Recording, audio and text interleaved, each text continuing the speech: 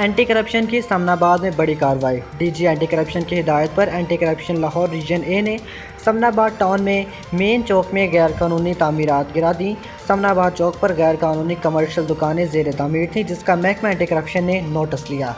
मुतल्लिका महकमों की गफलत या मिली भगत की वजह से लैंड माफिया मजबूत होते हैं। DG anti corruption Punjab. Source report के मुताबिक मुतल्लिका बिल्डिंग इंस्पेक्टर की मिली भगत से दुकानें तामीर की जा रही थीं। कमर्शियल नक्शा मंजूरी के बगैर दुकानों की तामीर गैर कानूनी है।